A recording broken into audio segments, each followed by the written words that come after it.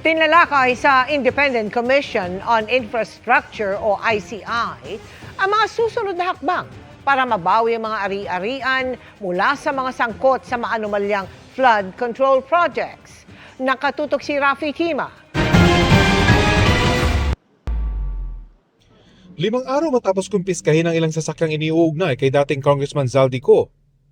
Pinag-usapan kung paano i-consolidate ang mga impormasyon tungkol sa mga ari-ariang pwedeng bawiin sa mga sangkot sa flood control scandal.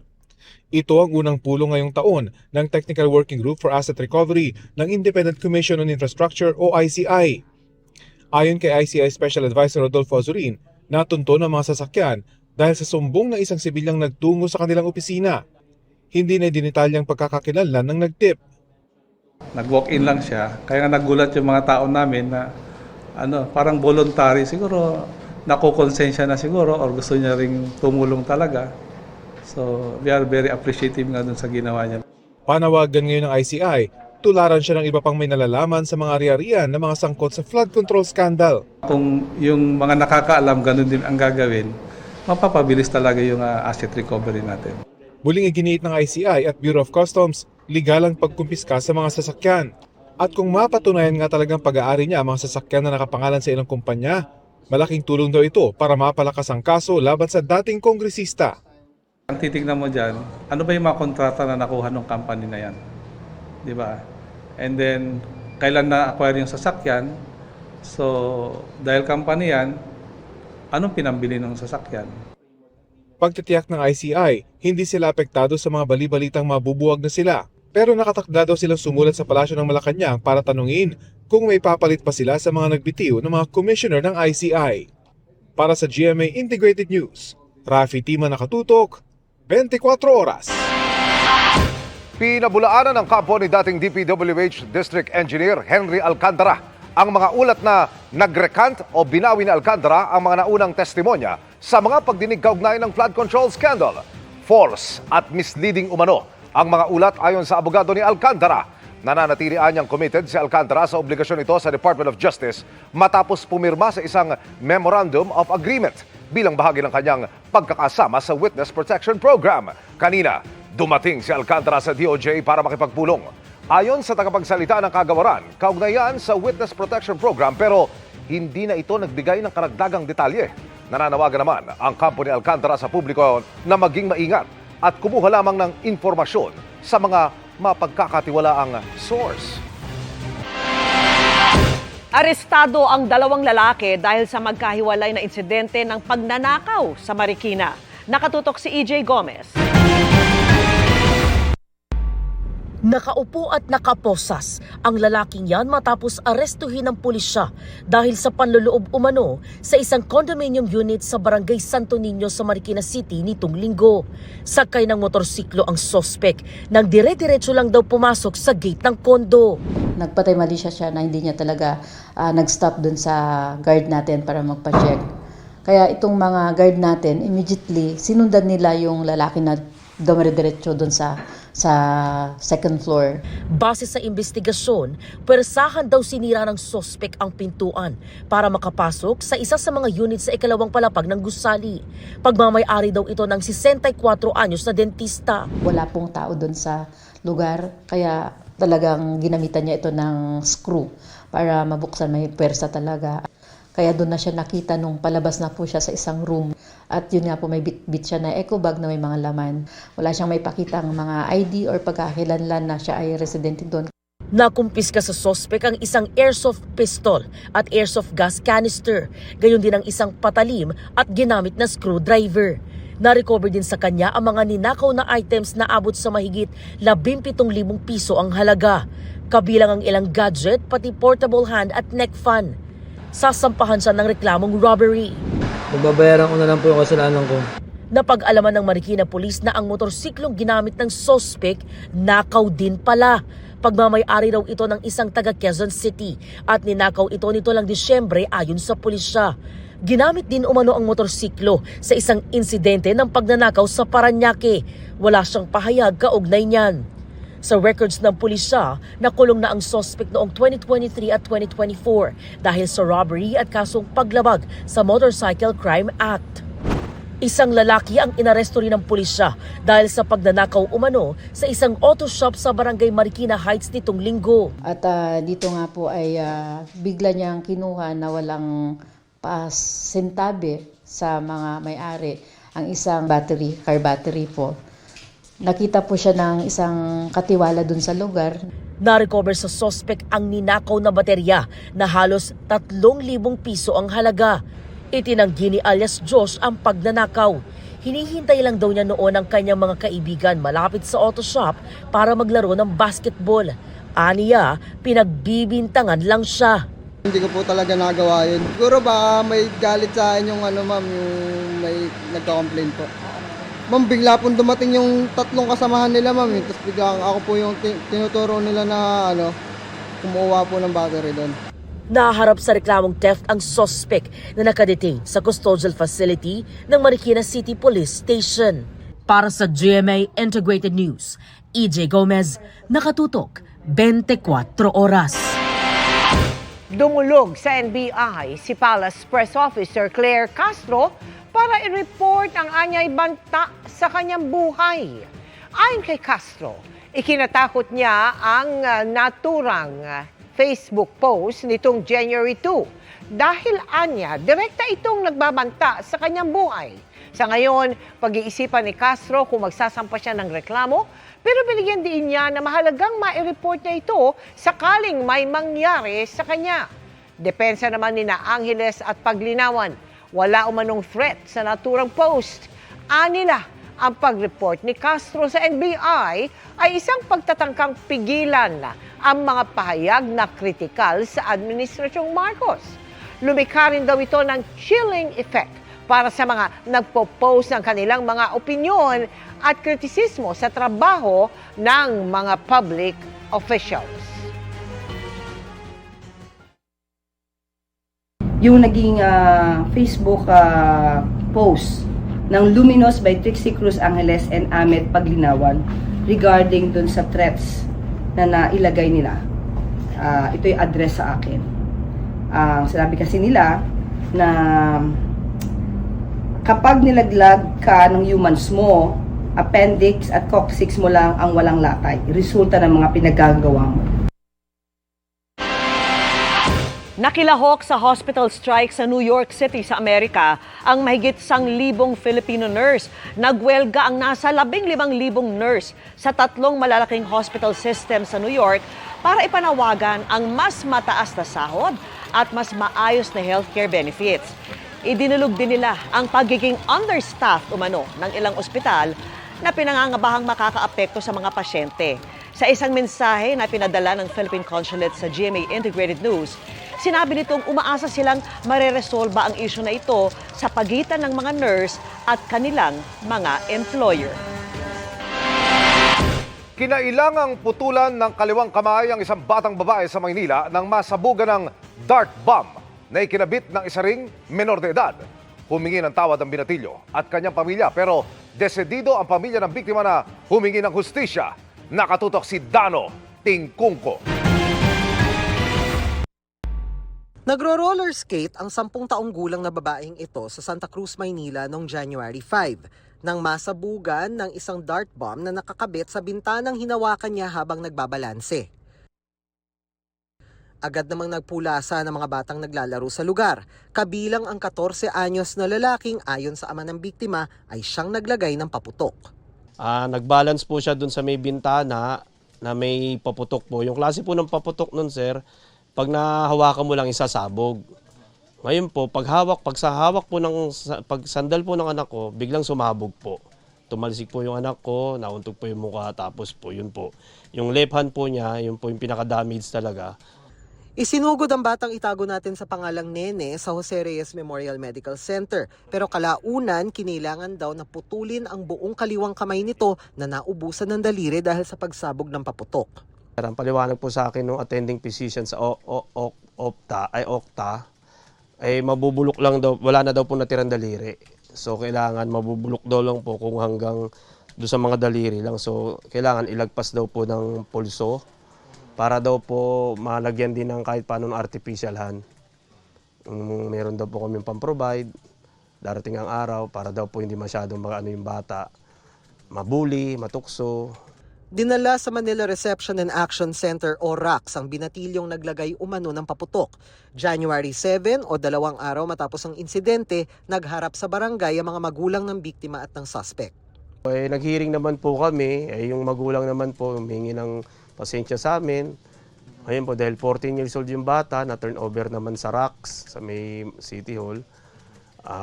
Sa criminal case daw po, hindi po namin masasampahan. Yung unang hearing po namin, sir, puro sorry lang po, pasensya na sa nangyari. Wala naman po ibang inoffer, basta pasensya, humingi ng dispensa sa akin.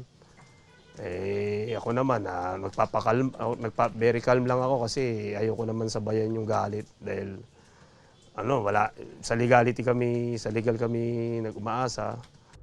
Pinag-aaralan na ng mga magulang ng biktima ang mga legal na hakbang para mapanagot ang binatilyo kabilang ang paghahain ng danyos. Kahit kasi aksidente ang pangyayari, ang pinakamahirap daw para sa pamilya habang buhay nang nawalan ng kamay ang bata. Forever niyan dadalhin yung putol ng kamay niya eh. Yung galit, nandun din po, pero hindi ko kayo magalit kasi nga minor yung bata. Ang inaano ko na lang, sir, na yung matanggap ng anak ko, kasi may future yung anak ko, sir, 10 years old yan eh. Active sa school yan eh. Kung ano man po yung makakabuti sa anak ko, yun na lang yung pinagdarasal ko, yung matanggap niya. Yung nangyari sa kanya, hindi siya mabully sa school, aksidente, pero gusto ko may managot sana, sir eh. Sa legal na paraan, yun lang naman po bilang magulang. Kasi gabi-gabi mo makikita yung anak mo na umiiyak na ganun. Akala na namin, nababangungot, sir eh. Humingi naman ng tawad ang mga magulang ng binatilyo. Humingi po ako ng patawad sa magulang ng biktima. Kahit hindi sapat ang hihingi ng tawad, hihingi sana po ako ng tawad sa kanila po. Kung may maitulong po kami, kung ano, kaya namin. Hindi naman din siguro po kagustuhan ng anak ko na nangyari ng ganun kasi hindi naman din, sino bang taong may gusto na nangyari ng ganun po, di ba? Hindi naman siguro nasadya ng anak ko o sinadya ng anak ko na putulin ang kamay ng bata. Kasi tao rin po yung anak ko. Hindi naman siguro ganun kasama yun. Ipinablatter na rin ng magulang ng biktima sa pulisya ang insidente. Para sa GMA Integrated News, Dano Tingkung ko, nakatutok 24 oras. Magandang gabi mga kapuso. Ako po ang inyong Kuya Kim, magbibigay sa inyo ng trivia sa likod ng mga trending na balita. Mistulang eksena sa horror film ang nangyari sa isang magbabarkadahang nag-road trip sa Tagaytay. Nahirapan sila makabalik sa kanilang parking spot dahil sa nagkumpulang mga paniki. Halos nagitin sa takot ang grupong ito. Ang basement parking lot kasi kung saan sila nakaparada. Ginagawang tambayan ng mga paniki. Ang video, kuha raw ng magpamasahe kamakailan ng grupo ni Rexon sa isang spa sa Tagaytay. Ang parking po nila sa labas, wala nang space. So sabi sa amin nung guard, mag-basement na lang daw kami. Pagbalik po namin, mga around 6:30, medyo madilim na tapos na distract kami nung may mga narinig na kami mga panike. Tapos nung pinutok ko na po yung camera sa kotse, nandun na po sa ibabaw nung parang pinaka-ceiling, nandun na yung mga swarm nung panike. Tapos doon na po kami nagpanik kasi yun nga, medyo nakakatakot. Thankfully, wala naman po nangyari sa amin. Wala naman po nilagdat or nagkalabis. Yun nga lang, dahil ginagawang tambayan ng mga paniki ang kisame kung saan nakapark mismo ang kanilang kotse. Nadumihan na pala ng mga panike yung hood nung sasakyan. Dilinis agad po namin yung sasakyan kasi baka daw po mag-cause din siya ng mga marks dun sa pintura. Ayon sa isang wildlife biologist, ang nakaengkwentro ni Rexon, posible daw mga insectivore bats o yung mga paniking kumakain ng insekto gaya ng mga lamok, gamo-gamo sa lagubang at tipaklong. Hindi naman unusual na nakatira sila dun sa parking lot na yun. Especially kasi yung na-open siya, tas madilim sa loob. But at the same time, accessible siya from the outside. Tapos yun nga, given na sa Tagaytay siya, medyo malapit din siya no, sa mga relatively forested na areas. Yung rabies naman ay ang transmission niya talaga ay sa mga bodily fluids. No? So kung nalaglagan lang naman ng poop ng paniki yung sasakyan, wala naman yung direct threat sa kanila. And at the same time, yung rabies naman sa bats, hindi siya documented sa mga paniki sa Pilipinas so far. Ang paalala lang ng mga eksperto, If you just leave them alone, wala naman yung gagawin. Especially, yun nga, nakasabit lang naman sila doon. For sure, madidisturb sila if you make a lot of noise, syempre, or ilawan sila. Pero hindi naman behavior ng mga ganong klaseng panike na umatake talaga. ang napakayaman nating kagubatan nagsisilbing tahanan ng mahigit 79 species ng paniki. Halos 38 sa mga ito, endemic o tanging sa Pilipinas na nakikita. Pero alam niyo ba kung ano ang pinakamalaki sa mga ito?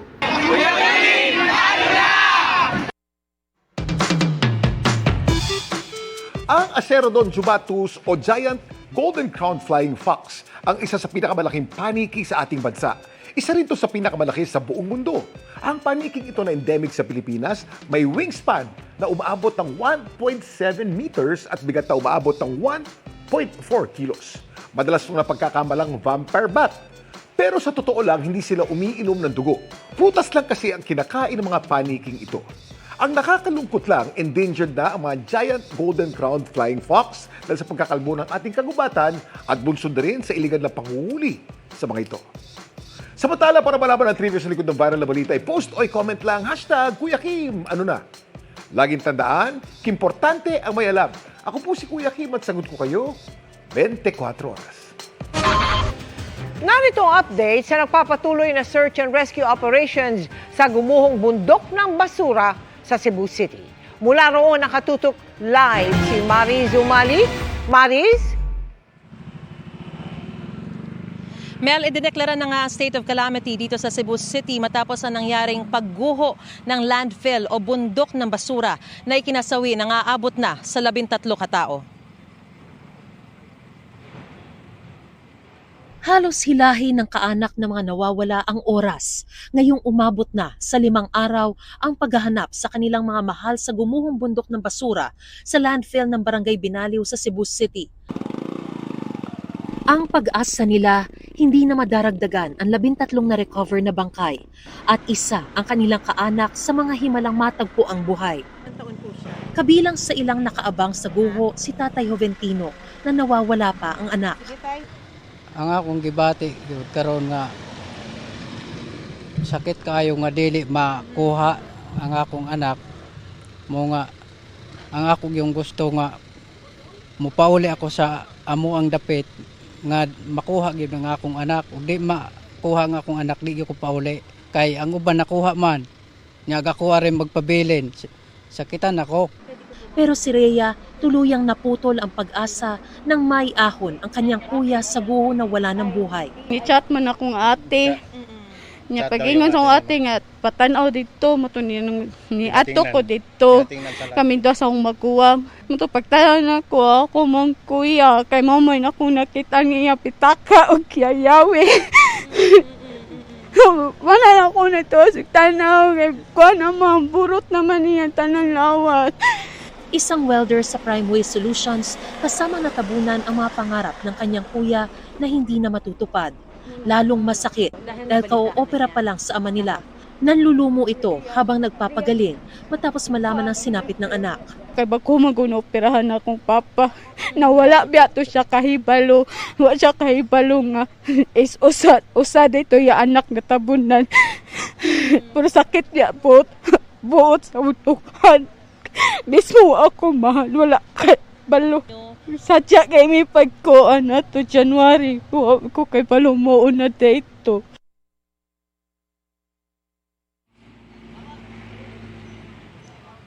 Mel, nandito lamang po tayo sa isang bahagi ng paanan ng guho. Dahil nga raw po umuuga pa yung lugar kung saan nangyari yung pagguho ng landfill, ay hindi pa tayo pinahihintulutan na makalapit doon sa mismong lugar. Pero ayon sa mga kinauukulan, 24 oras na yung ginasagawa nilang search and rescue operations. At mayroong 2 shifts na aabot sa 500 mga personnel ng Bureau of Fire Protection, AFP, PNP, government agencies at pati na rin ng Primeway Solutions para magtulong-tulong para para mas mapabilis at hinati naman sa 4 na quadrant yung kanilang pinaghahanapan para mas maging mabilis din yung operasyon gamit ang mga heavy equipment, kabilang na ang mga crane at mga backhoe. Mel? Maraming salamat sa iyo, Mari Zumali. Sa Napolcom, dumulog ang isang babaeng minolestya umano ng isang pulis. Nahuli pa ang pagbitbit sa biktima sa isang motel habang walang malay. Nakatutok si John Consulta, exclusive.